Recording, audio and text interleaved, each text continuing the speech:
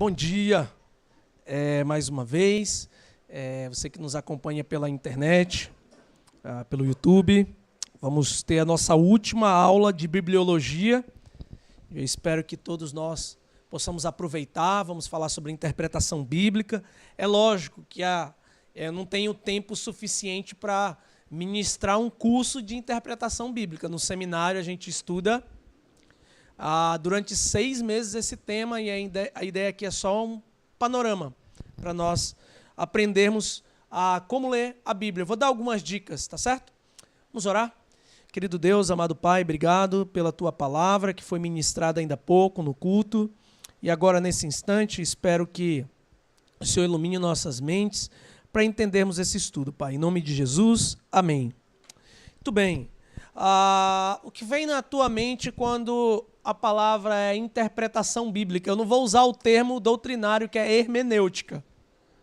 Hermenêutica é a ferramenta da qual nós usamos, né, quem estuda a Bíblia e também para pessoas leigas, para interpretar as Escrituras Sagradas. Mas quando vem na tua mente interpretação bíblica, o que você pensa? Quais são os primeiros pensamentos?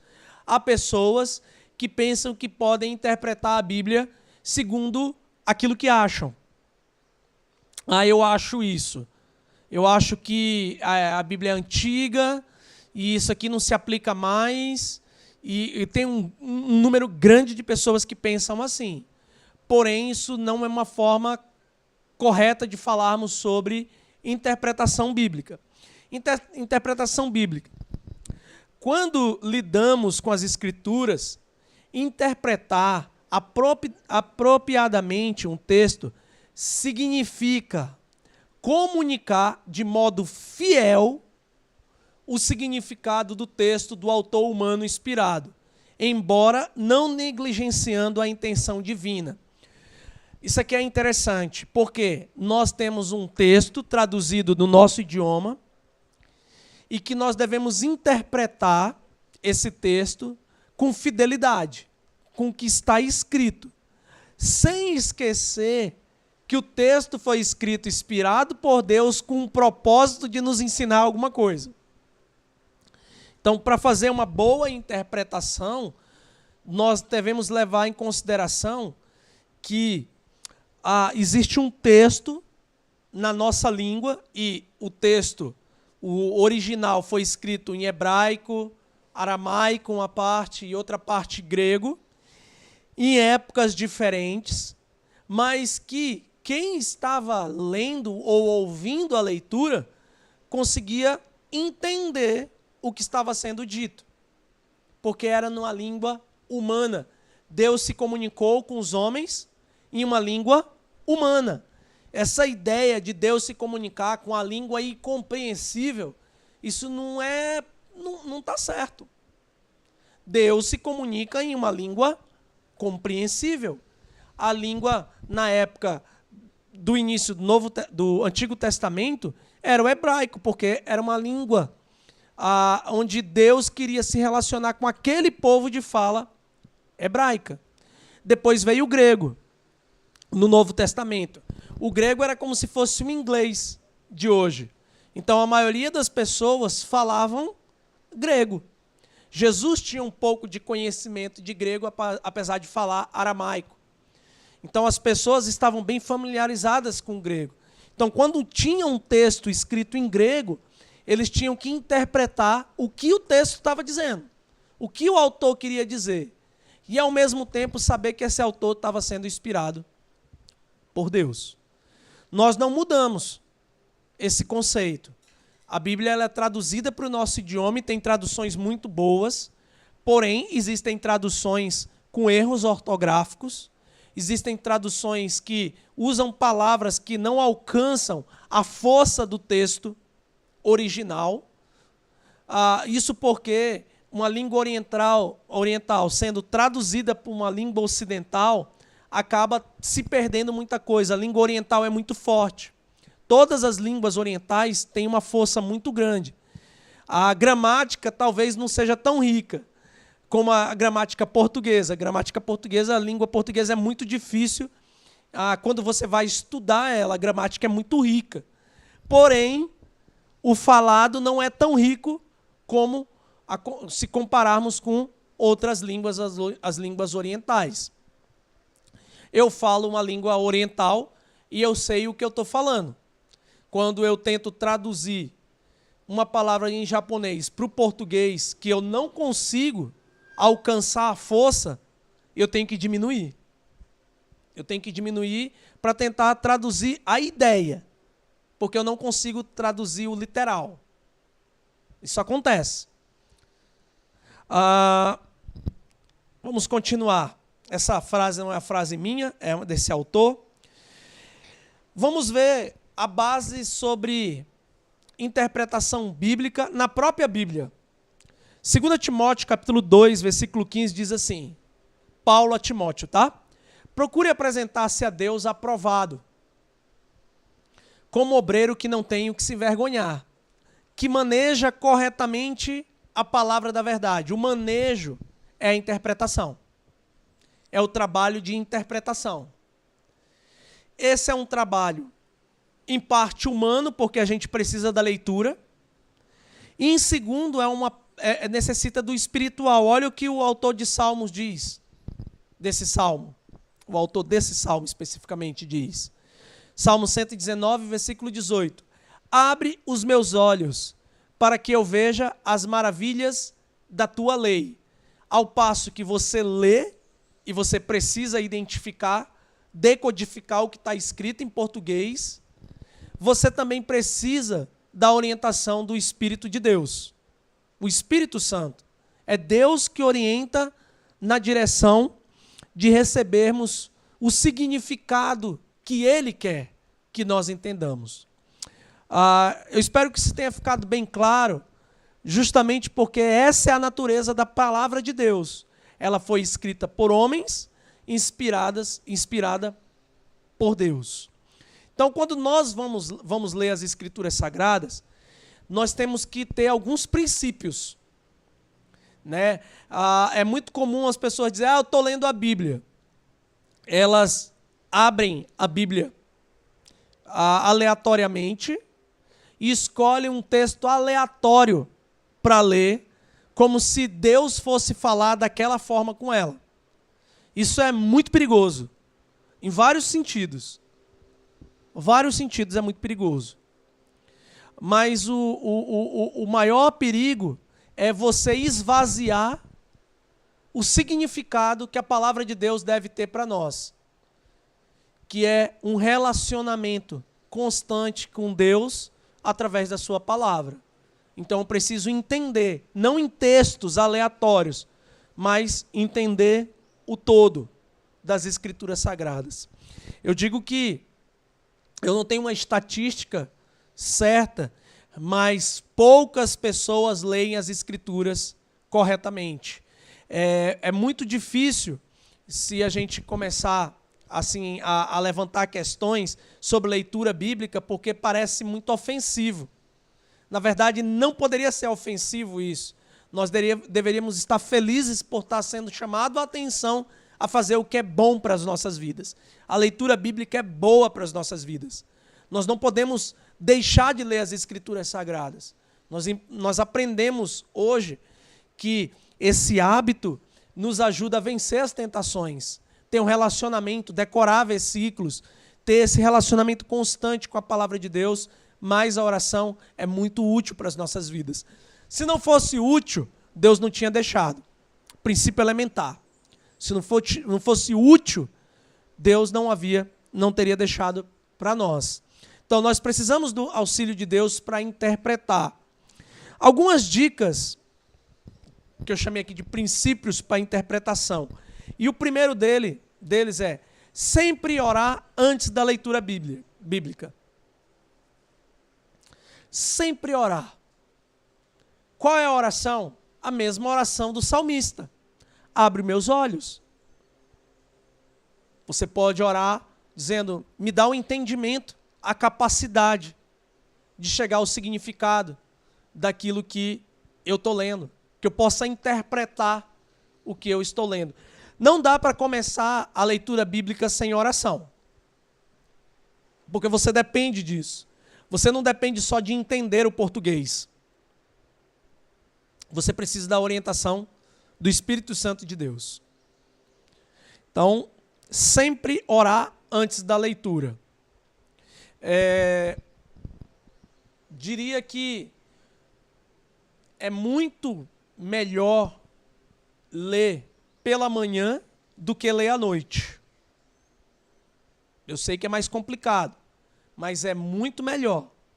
Digo isso porque muitas pessoas, quando vão ler a Bíblia ou vão orar no final da noite, estão tão cansados, que não vão alcançar significado nenhum, porque aquilo lá só é uma leitura dinâmica. Só está lendo palavras. A mente já trabalhou demais durante um dia e é muito difícil fazer as associações corretas.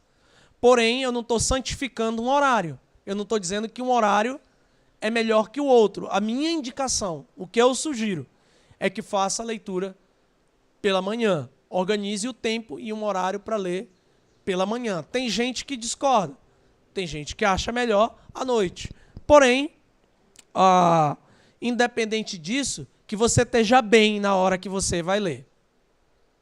Esteja acordado. Né? E quando for orar ao Senhor, ore ao Senhor. Não ore ao seu travesseiro. Que é muito comum também. A Bíblia deve ser interpretada como uma unidade. Aqui há a razão, existe a razão pela qual nós não podemos ler versículos aleatórios. Nós não podemos ler uma parte aqui, uma parte amanhã, outra parte acolá. Não. A Bíblia toda é uma unidade, desde Gênesis a Apocalipse. Você tem uma unidade. A revelação do Senhor é progressiva. Você vai vendo Deus agindo na história até Jesus Cristo, e você tem as promessas também. As promessas para todos aqueles que creem em Jesus Cristo, a vida eterna. Então é preciso interpretar a Bíblia dentro dessa unidade. Não dá para separar a Bíblia dessa unidade que ela tem. Toda a Bíblia foi escrita para revelar quem é Deus. O personagem principal da Bíblia não é Davi, não é Daniel, apesar de terem sido homens extraordinários, mas o principal personagem da Bíblia é Deus. A Bíblia revela quem Deus é. E essa forma como ela revela, ela tem uma progressividade, tem uma unidade que não existe em livro nenhum. Esses livros eles foram escritos separados por anos de diferença. Anos, décadas de diferença, mas ainda carregam a unidade. A revelação de quem é Deus. Então, em Gênesis você tem o início de todas as coisas. Quem criou todas as coisas? Deus.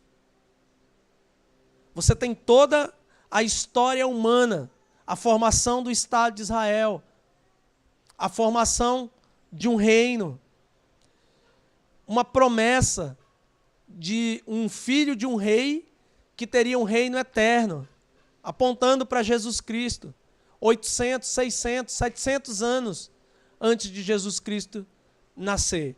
Então, tudo tem uma unidade. Você não pode ler separadamente.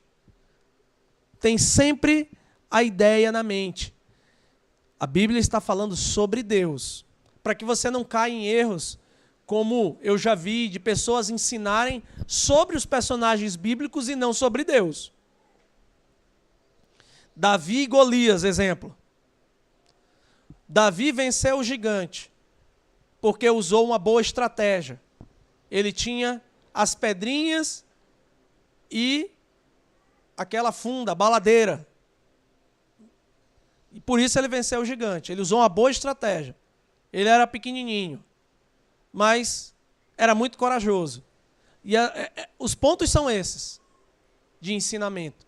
Quando, na verdade, o próprio Davi, nesse conflito com Golias, ele fala: olha, você vem com armadura, com espada, mas eu venho no nome do Senhor, ele diz. Então a história daquele combate não é sobre Davi, mas sobre Deus. O que Deus fez naquele dia. usando um jovem pequeno contra um guerreiro experiente. Então tenham sempre essa ideia da unidade. E como é que essa história se encaixa nessa unidade? Por que essa história está aqui? Então, quando você lê um livro da Bíblia, né, Gênesis, Êxodo, por que o livro de Êxodo está aqui? Aonde ele se encaixa nessa história? Não dá para separar, é uma história só. Terceiro, os textos da Bíblia têm um sentido real e intencionado por Deus. Sempre tem um sentido, e é claro esse sentido. Muitas vezes tem metáforas, mas quando a gente vai pegar a Bíblia e interpretar pela Bíblia, você vai conseguir entender o que essas metáforas significam. Por exemplo, Jesus disse: eu sou o pão da vida. Jesus era um pedaço de pão? Não, Jesus não era um pedaço de pão. Mas quando você vai estudar, você vai ver que o povo de Israel recebeu o maná, uma espécie de pão que caía do céu. E eles se alimentavam por um dia. Eles tinham que colher aquilo que era suficiente por um dia para eles se sustentarem. E aí Jesus usa essa metáfora para dizer que ele também desceu do céu para alimentar as pessoas, a alma das pessoas. Por isso que ele usa também a expressão da água, a água viva. Isso tem uma conexão com o Antigo Testamento. Tudo tem uma conexão. Quando a gente estuda as línguas originais, a gente vai, no caso, estudei, você vai vendo os sentidos com mais clareza. Jesus nasceu aonde? Belém. Essa palavra Belém, no hebraico, ela é Bethlehem, casa do pão. Jesus é o pão da vida. Então, o significado de onde ele nasceu aponta para quem nasceria nesse local. Então, vai te dando uma possibilidade de conhecer os originais, o texto original não, né, que a gente não tem o original mais. Mas conhecer o texto bíblico nas línguas originais te facilita, mas isso não quer dizer que alguém que não conheça não possa interpretar. O que você precisa entender é que o texto da Bíblia tem um sentido real e intencionado por Deus. Tá, por que isso é importante explicar? Vocês acabaram de ouvir uma pregação, né? Eu acredito que todos entenderam os pontos. Eram 3 pontos. Eu falei sobre uma pressão, a libertação e a adoração. Tá. Tudo isso é muito bonitinho. Tudo termina com ão. Ok. Porém, é esse o sentido que o texto queria passar? Porque é preciso que quem prega ter essa ideia fixa na mente. Deus intencionou um significado para esse texto e é esse significado que precisa ser ensinado para o povo. Não é o que eu penso sobre o texto, é o que o texto diz. Então, a maioria das mensagens que a gente escuta por aí são opiniões sobre o texto. E essas pregações, apesar de algumas serem bacanas, né, emotivas, mas são opiniões. O que precisa ser pregado é o significado do texto, com as aplicações para os nossos dias de hoje. Ah, mas eu não vou pregar. Ok, mas você vai ler. Então você precisa ter a compreensão do que o texto quer dizer, para depois não fazer nenhum tipo de interpretação equivocada, como há uns anos atrás, um homem cometeu um adultério, dizendo que a Bíblia, lá em Oséias, estava ordenando para ele cometer adultério. Deu até notícia no Fantástico, isso. Coitado, né? Ele lendo ali, não, a Bíblia está dizendo isso, vai e pega uma mulher e adultera. Aí ele achou que era para ele e ele teve um relacionamento com uma ovelha lá da igreja dele, com a autorização do marido, porque o marido disse, se a Bíblia está dizendo e Deus está dizendo que é assim, então bora lá fazer. Olha a bagunça, a salada, né, que dá no meio disso tudo, de uma interpretação equivocada. O texto é mulher adúltera. Engoliu um acento. Não é esse texto que não é esse sentido que Deus quis transmitir. Deus quis transmitir o sentido da infidelidade, do adultério espiritual de Israel. E que o profeta teria que casar com a mulher para ser o reflexo desse relacionamento, de um Deus misericordioso, que mesmo sabendo a condição dessas pessoas, casou-se com essa pessoa. O sentido real e o sentido alegórico são dois caminhos distintos. O alegórico é aquele quando eu interpreto no meu acho. Eu acho e aí vai. Outro texto usado de maneira muito equivocada é posso tudo naquele que me fortalece. Já viram equívocos com isso aí? Posso tudo, posso até pecar. Posso fazer o que é errado, posso mentir, posso fazer isso, porque tem alguém que me fortalece, é Deus. Deus está aprovando tudo que eu faço. O texto não está dizendo isso. Sempre nós temos que ler o que o texto disse antes. Porque dentro de um texto que chama a nossa atenção, tem um contexto. O que o autor disse antes? Porque não é uma ideia progressiva? Então, tem um assunto que está sendo discutido ali. Nós estamos estudando Romanos, né, nos nossos cultos. As mensagens têm sido a exposição dessa carta. E você vai vendo as ideias se conectando. Capítulo 1, falando sobre ímpios. Capítulo 2, falando sobre pessoas que eram éticas. Julgavam os outros pela ética, não pela religião. Depois fala sobre os religiosos. Aí no capítulo 3, Paulo fecha a ideia dizendo assim, todos pecaram e estão destituídos da glória de Deus. O problema está aqui, o pecado, capítulo 3. Aí depois ele começa uma outra ideia, como você pode ser livre do cativeiro do pecado? Aí vem explicação até o capítulo 6.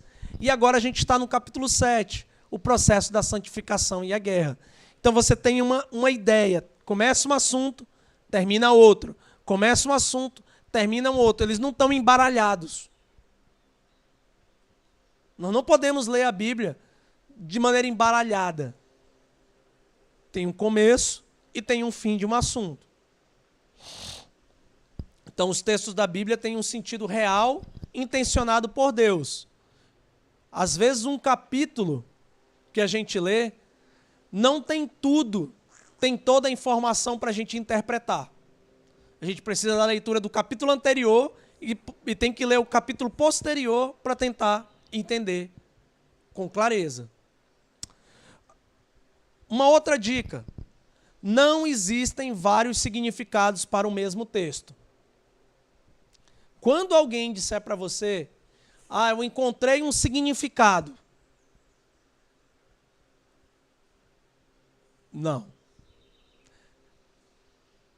Não existe isso. Eu quero deixar isso bem claro. Homens e mulheres já se debruçaram em cima das Escrituras Sagradas. Horas e horas e horas de estudos. Todos eles falam a mesma coisa a respeito de determinados textos. Eu acredito, como crente no Senhor Jesus Cristo, que é impossível alguém criar uma interpretação nova para um determinado texto. Toda vez que isso é feito, é com a intenção para se criar uma heresia também junto. Eu gosto muito de assistir aqueles documentários. E o último que eu assisti foi a formação de uma seita cristã, em que o cara ele manuseava bem as Escrituras Sagradas.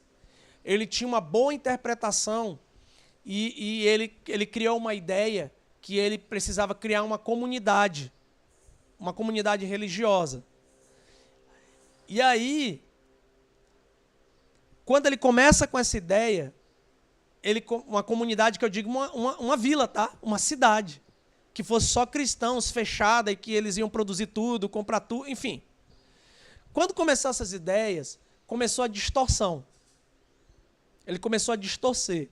Ele pegou versículos que falam que nós somos o exército de Deus. Aí ele falou, se está chegando o Armagedon e vai ser uma guerra, nós precisamos comprar armas. Aí ele começou a comprar armas. E começou a ensinar as pessoas a atirarem, até as crianças, porque era um exército de Deus. E aí, ele falou que a única forma de ter uma linhagem pura de cristãos é que se todas as mulheres que eram casadas precisavam se divorciar dos seus maridos. E todas tinham que, uma a uma, ter relação sexual com ele. Para que ele pudesse gerar filhos puros nessas mulheres e ter uma geração pura que ia guerrear contra o exército inimigo. Por último, ele disse que era Jesus, a encarnação de Jesus Cristo. E aí morreram centenas de pessoas, houve um massacre lá, uma loucura. Então as distorções começam com pequenos desvios. Desviozinhos de interpretação. Eu acho que o significado é esse. Não, o texto só tem um significado que todos nós temos que ter a mesma opinião. Porque quem está nos iluminando é o Espírito Santo. O Espírito Santo não pode dar uma opinião para o Will, outra para a Ana, outra para mim. É só uma interpretação. Porque Deus não é um Deus de confusão. O princípio é esse. Não existe vários significados para o mesmo texto. Então, um irmão que está lendo lá na África a Bíblia, no mesmo texto que nós, ele vai encontrar o mesmo significado. Não existe essa de novo significado. Um significado diferente. Não existe. Biblicamente não existe. Fora da Bíblia, existe muitas heresias e seitas espalhadas com o nome de cristão. Quinto, compare a Escritura com a Escritura. E aqui, as Bíblias que a gente tem, elas têm uns recursozinhos de... Põe umas letrinhas lá. Vocês já viram umas letrinhas? Letra A, letra B, e embaixo tem uma referência bíblica. Aquilo é para te ajudar a ter essa interpretação escritura por escritura. Aonde está esse texto? Aonde eu posso ler essa referência que vai me ajudar a compreender as escrituras sagradas? Paulo usa muito o Antigo Testamento. Jesus usa muito o Antigo Testamento para explicar aquilo que ele estava querendo ensinar. Ele pega as escrituras sagradas e dá o sentido que tinha lá no Antigo Testamento, para quem escreveu. Ele fala, quando Moisés escreveu isso, escreveu intencionando isso. Quando Isaías escreveu isso, escreveu intencionando isso. Então, compare a Escritura com a Escritura. Gente, nunca compare a Escritura com a opinião dos outros. O que eu penso. Não. Não faça isso. A melhor forma, e eu tenho como pastor parado de dizer o significado de textos, interpretação, eu tenho parado. Eu sempre tenho agora perguntado o seguinte, o que você entendeu? Eu não falo mais. Não, o que você entendeu? Leia de novo o texto. Leia de novo o texto. Leia de novo. Comece a fazer os apontamentos dentro do texto, para que a pessoa não seja dependente de mim em sua leitura bíblica. A pessoa tem que ler e ela já tem o Espírito Santo para orientar, abrir o entendimento dela. Eu não posso ser uma enciclopédia humana para as pessoas. O que diz tal texto? Pastor, o que esse texto... Leia. Compare Escritura com Escritura. Trabalhe um pouco mais. Trabalhe. Interpretação gera trabalho. Tem que trabalhar. 6. Estude o contexto de cada livro. Ano que foi escrito, o que aconteceu nesse período da história, o autor. Isso é muito bacana. Agora, como que você vai estudar isso? Tem algumas informações na Bíblia, Lucas é um evangelho que tem muita informação histórica. O livro de Atos tem muita informação histórica também. E aí o detalhe, Lucas era historiador. Lucas era, além de médico, era historiador. Então, quando ele escreve, ele tem uma preocupação de escrever os detalhes históricos. Quem estava governando em tal época, o que aconteceu. Então, você tem os dados históricos. Mas nem todos os livros são escritos dessa forma. Então, o que é interessante é você comprar um livro que fale sobre interpretação bíblica. Esses livros têm tanto do Antigo Testamento como do Novo Testamento. Depois, quem quiser alguma referência, eu posso dar. Pode te ajudar, porque ele esboça o texto, diz que ano foi escrito o texto. Te dá ferramentas pelas quais você vai poder fazer uma boa interpretação. É preciso estudar o contexto? Sim. Quando se fala de perseguição, em Hebreus, em 1 Pedro, eles estão falando de uma perseguição física. As pessoas estavam sendo condenadas à morte por professar o cristianismo. Agora, 2021, eu estou sofrendo perseguição física? Ainda não. Porém, eu sofro uma perseguição? Sim, ideológica. As duas perseguições geram tribulação, geram medos. Então, esse texto me ajuda hoje? Ajuda. Agora, historicamente, ele tem um período, ele foi escrito dentro de um contexto histórico para pessoas, os primeiros leitores desse texto. Quando a gente vê a carta aos Romanos, foi escrita para quem? Para os romanos, para a igreja de Roma. Em qual sentido? O que Paulo está respondendo? Porque uma carta está dando algumas informações. Qual é o sentido? O que Paulo está ensinando? Por isso que é importante você saber o contexto. O contexto vai te ajudar na interpretação. Sétimo, leve em consideração que a revelação especial é progressiva. Já falei sobre isso, o que é progressivo. Quem escreveu os 5 primeiros livros do Antigo Testamento foi Moisés. Que Moisés estava em Êxodo, todo mundo sabe. Ok, é uma descrição do que aconteceu. Mas Moisés não estava em Gênesis, no início. Como que ele pode falar com tanta clareza sobre a criação?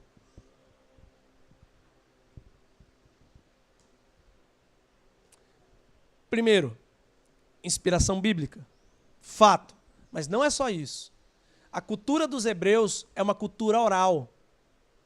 Oralidade. E o espaçamento de idade era muito longo entre Adão e Noé. Você vai ver muitos anos. Então, possivelmente Noé viveu com pessoas que viram Adão.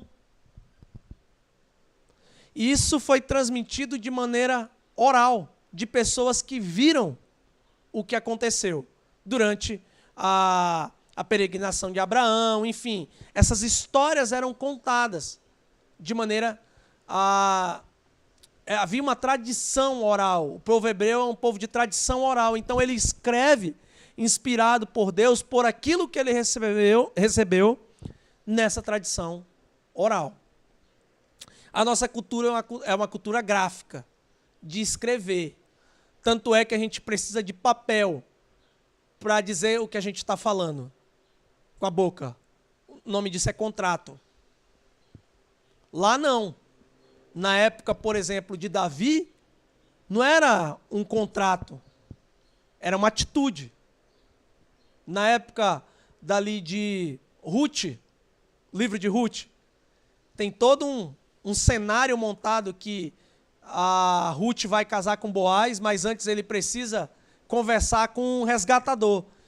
Tem toda uma história por trás que é cultural. Ir na frente da cidade, com testemunhas, conversar sobre o assunto, expor todas as condições, e havia uma tradição. No Oriente, ainda até hoje, apesar de ter contratos como aqui também, vale muito a palavra.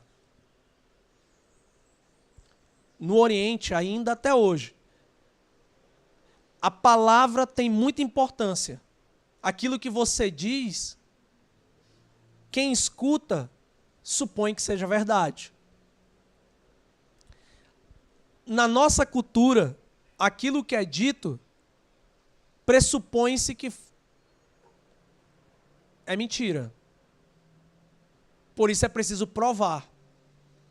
É por isso que a gente usa sempre assim, quando está falando alguma coisa meio duvidosa. Ah, mas fulano estava comigo, pode testemunhar que realmente eu fiz isso. É uma cultura que pressupõe a mentira. Então, as culturas orais, como essa daqui, e até mesmo aqui no Brasil nós temos culturas orais, como as dos indígenas.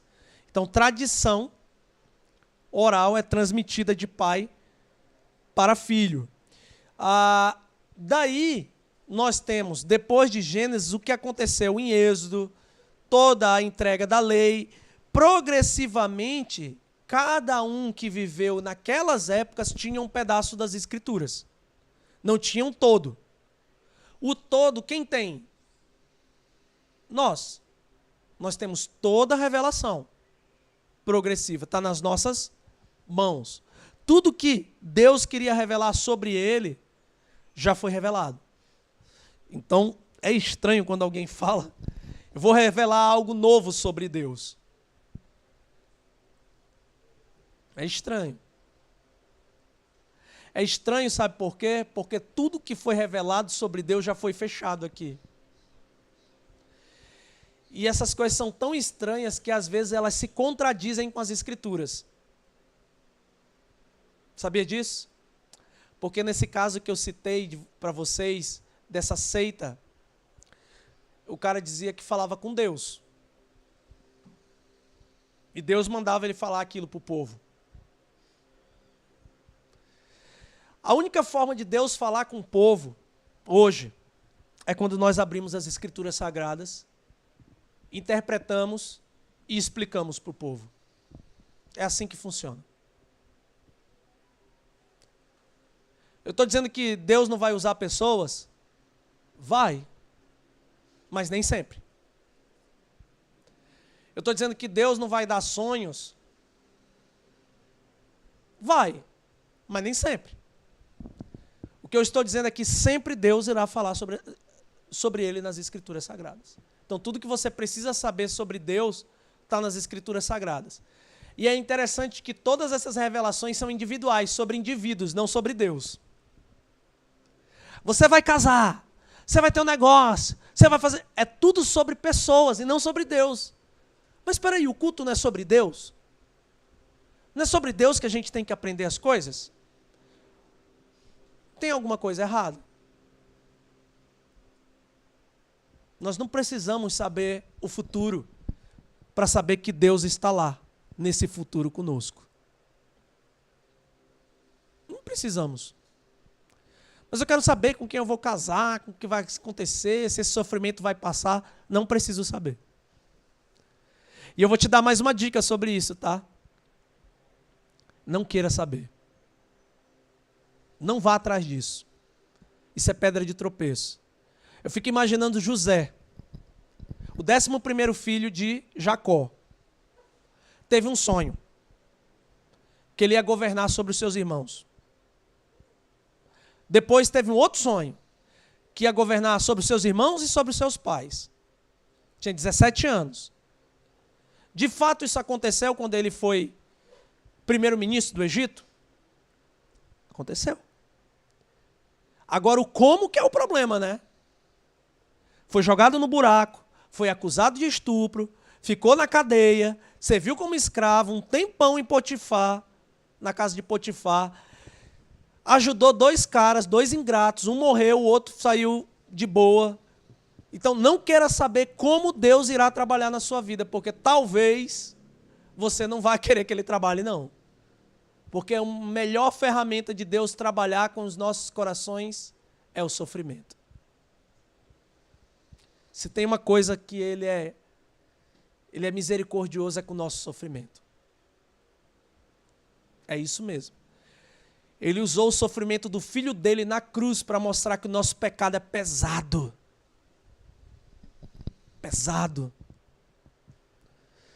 Então, meus irmãos e irmãs, nós temos um Deus que sempre vai estar conosco, independente das épocas. Então não vá para uma igreja esperando que eis que o Senhor lhe diz. Não faça isso. Aprenda mais sobre Deus, quem Deus é, sobre o amor incondicional que Ele tem sobre a sua vida, sobre o cuidado pedagógico que Ele tem com você. Isso é ter uma boa interpretação, levar em consideração que é progressivo. Hoje a gente está esperando o quê? O retorno de Jesus Cristo, a ressurreição. Nós estamos mais perto do retorno de Cristo do que Paulo.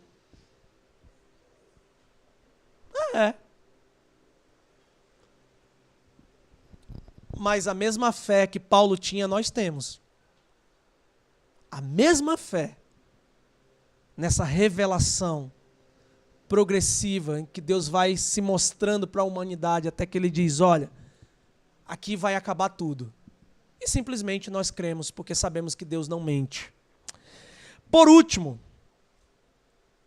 e muito importante, jogue fora seus achismos. Jogue tudo fora. Nenhum deles presta. Jogue tudo fora. Não leia a Bíblia pela mente, a sua mente. Aquilo que você gosta, aquilo que você não gosta. Leia a Bíblia como palavra de Deus. Não leia com a sua mente, com o seu ponto de vista. Seu ponto de vista não interessa. Vai fazer mal para você. É por isso que a gente tem aquelas pessoas dizendo, a Bíblia é feminista, é machista. A pessoa lê a Bíblia com ponto de vista feminino. Aí tem gente até na Bíblia não, na igreja hoje, aprovando o aborto, que é uma das pautas feministas. Está lendo as Escrituras Sagradas com a perspectiva em que Deus é machista. Isso tudo é coisa da nossa história, tá? A história humana, machismo, feminismo, esses ismos, tudo é palha, madeira e feno. Não vai passar pelo fogo. Presta atenção nisso. Leia a Bíblia como palavra de Deus. Ela é autoridade, não você. Então os achismos não vale a pena. O que eu acho, o que eu penso. Porque você não tem essa autoridade. Quando eu preparava esse estudo, eu vi um vídeo de um ateu. Um ateu. Sobre a Bíblia. Ele tentando dizer que a Bíblia não era verdadeira. Agora, o mais interessante é que ele usava a Bíblia para dizer que não é verdadeira usando a Bíblia. Ele falava que a Bíblia não era verdadeira usando a Bíblia. Se a Bíblia não é verdadeira, por que ele está usando a Bíblia? Não deveria ser a fonte real do ensino. Já começou por aí. E ele falava com tanto convicções sobre os achados arqueológicos. Ele falou, não, porque a Bíblia ela foi escrita com pedaços do Antigo, do Novo Testamento, que foram encontrados no Egito. E não tem como, a Bíblia foi manipulada, os textos foram... Ele está esquecendo que não existe só um achado arqueológico. São muitos, em que todos os escritos são compatíveis. Os achados de Qumran, que fica na região de Israel, uma caverna, em que os manuscritos eram maiores e eram todos compatíveis com os anteriores e datavam do 3º século antes de Cristo. Então, sabe, a gente pega um cara falando uma coisa muito bacana, com um linguajar muito... Não era bacana o que ele estava falando. Com um linguajar muito bacana. Com tanta certeza, aí a gente tem aquele texto de Paulo vindo na mente. Se dizendo sábios, se tornaram loucos. Rejeitaram Deus, a autoridade de Deus. E aí eu pensei, pobre alma tem tanta convicção e vai morrer com essa convicção, se Deus não intervir, e vai para o inferno. Dessa forma.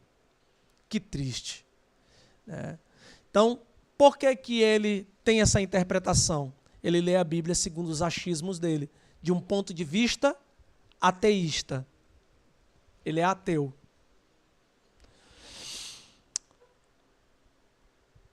Vamos voltar para esse texto aqui para finalizar. Salmo 119, 18. É o que nós precisamos. Abre os meus olhos para que eu veja as maravilhas da tua lei.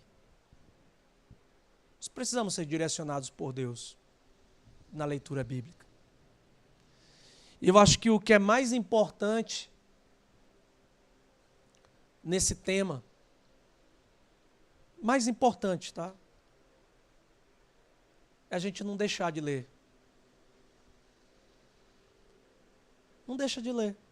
Acho que o mais importante é isso.